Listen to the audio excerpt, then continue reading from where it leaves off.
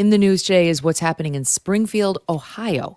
And it's gotten so bad there. It's Haitian refugees going in Springfield, Ohio, to the point where residents held, it may have been a town hall, or was it a city council meeting, and a bunch of people came and spoke out about the fact that this is by background via the New York Times and the Daily Mail, this is a shrinking Midwestern town. The population dwindled to less than 60,000 in 2014 from more than 80,000 back in 1960. And they really wanted to try to attract businesses and so on, and yet they've had more than 20,000 Haitians arrived, most of them since the pandemic. They've got Social Security numbers. They've got work permits thanks to a federal program that offered them temporary protection in the United States. I've got to tell you, I had a conversation with Omarosa Maningalt, who told me she was the one who spearheaded a lot of this, trying to get the Haitians to America. Not blaming Omarosa entirely, but I know she, even under Trump, what had prioritized What happened to her, by the way? Yeah, I mean, she fell out with Trump, and that was the end of her.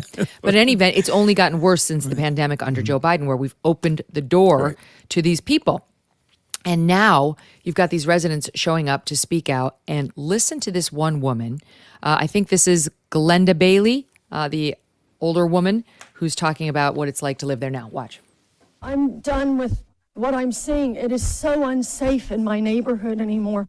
I have the homeless that were trying to camp out, and I have made concessions with them, and I try to help them the best I can to keep them from trying to squat on my property. But it is so unsafe. I have men that cannot speak English in my front yard screaming at me, throwing mattresses in my front yard, throwing trash in my front yard. Look at me, I weigh 95 pounds. I couldn't defend myself if I had to. My husband is elderly, and last night, after living in this home for 45 years, he said, Noelle, guess what? It's time to pack up and move. He said, we can't do this anymore. He said, it's killing both of us mentally. I want out of this town. I am sorry. Please give me a reason to stay. Okay, that was Noelle, actually. That's her first name. The Springfield police dismissed claims the immigrants have caused trouble, saying property crime was only in line with national trends. And the Deputy Director of Public Safety and Operations, Jason Villa, told NPR, it's sad that some people are using this as an opportunity to spread hate or spread fear, and suggested that we haven't seen some of the things that they're alleging. Wow. Like, I'll just give you one more. He's claiming they haven't seen this from this particular individual, but this is another person who showed up at the city council meeting. And it's nothing but immigrants over there. And I don't even want to seem like I'm coming down on the immigrants, because it's the people that's bringing them down here. Because wherever they're at, that's what they're used to, bro. They're in the park grabbing up ducks by their neck and cutting their head off and walking off with them and eating them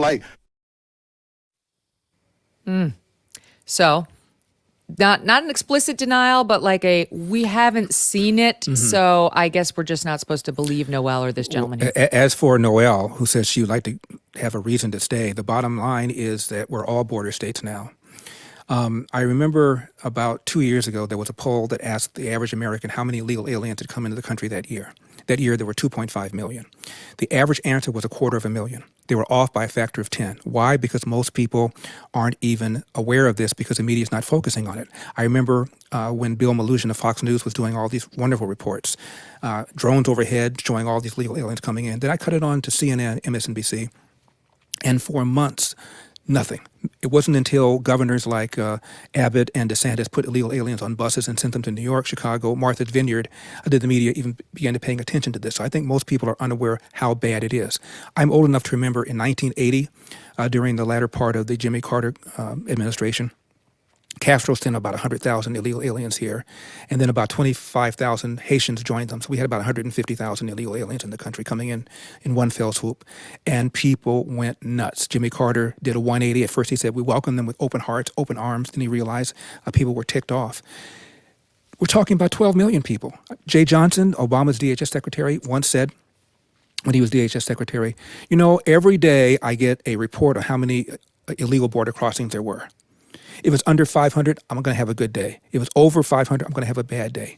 We've been having 10,000 in one day. He even said later on during this administration, I can't imagine what that is like, 10,000 a day. So most people are unaware of how bad it is, and the media is not covering it. And if they knew how bad it was, they would run out of pitchforks. People would be marching on Washington. But they're banking on this artificial Band-Aid carrying the day. Right. They're banking on the fact that the border bill that they proposed got shot down.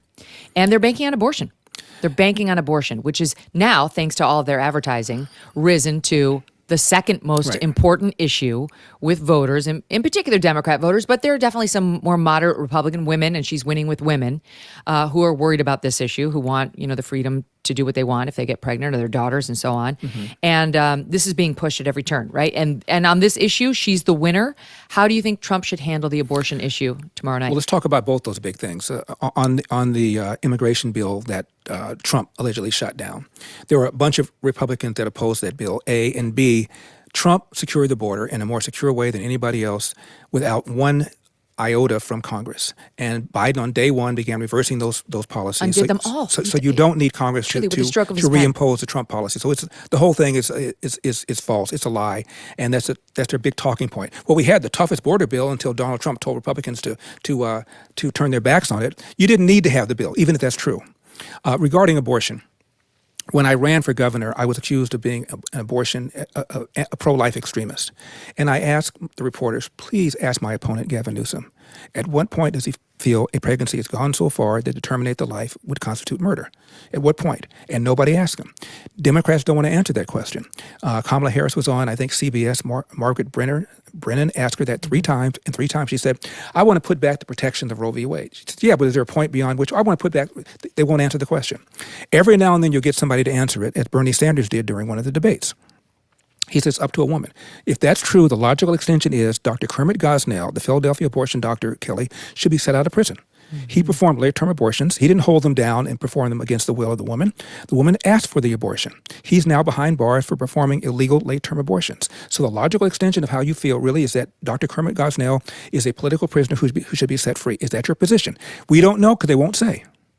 There is an ongoing debate in some states even about what happens when you attempt to abort a baby and it nonetheless is born alive. Yes. Mm-hmm. The left will tell you this never happens and it's not a debate and Trump is wrong to bring it up.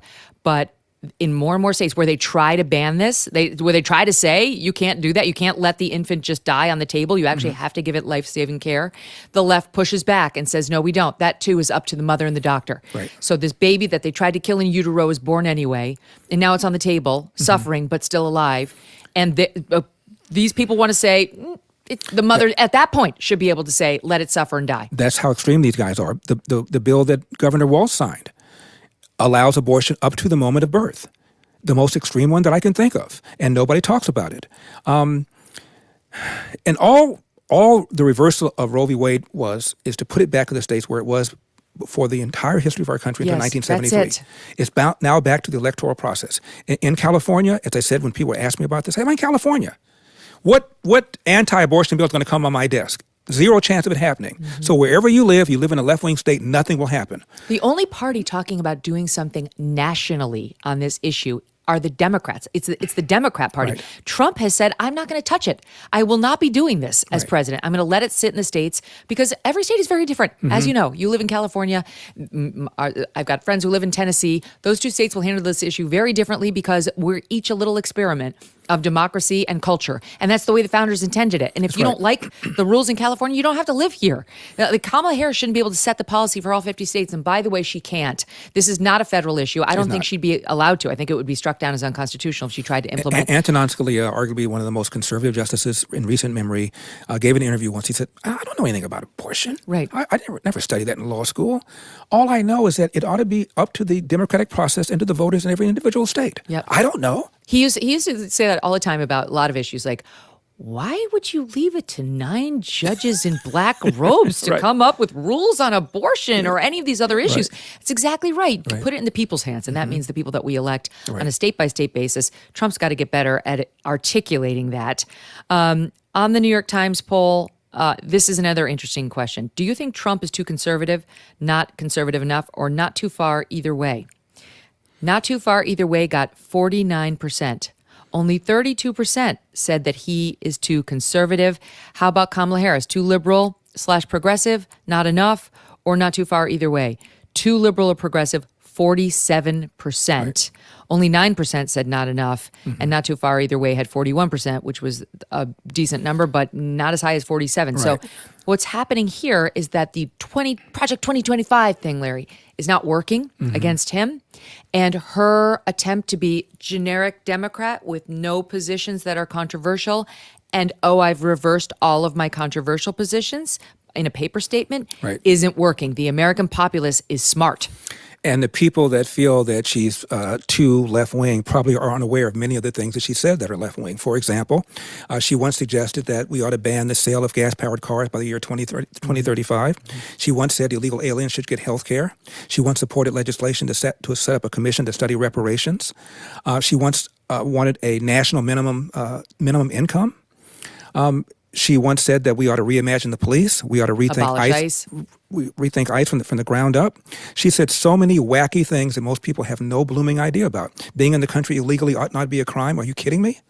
So if people really knew some of the wacky stuff that she said, that number would be even higher. And it's even dumber than that. She said it's not a crime being in the country. It is if they crossed over the southern border or another border illegally, madam. That's why they're called illegal. Yes, it is. She's treating them all like they were like, oh, your friend from England came for a visit and he stayed 2 days extra, right? No, that's not a crime. And she wants a pathway to citizenship for all the people who are here before the 10, 12 million people came here, plus those. And Nancy Pelosi just said this. She just said this on Bill Maher, that she wants them all in the connection with this crazy California bill that was so radical, even Gavin Newsom wouldn't sign it, trying to give them $150,000 toward a new home. And Nancy Pelosi was asked about it by Bill Maher, and she was like, how can we give this to undocumented immigrants, he asked. And she was like, well, I want them all to be documented. That's a mainstream Democrat position. And speaking of being candid, you've got Bernie Sanders on one of the talk shows being asked about Kamala Harris flip-flopping. Oh, we have this. Well, let me play it, and then you take it on the back end. Let's watch the Bernie Sanders comment. She has previously supported Medicare for all. Now she does not. She's previously supported a ban on fracking. Now she does not.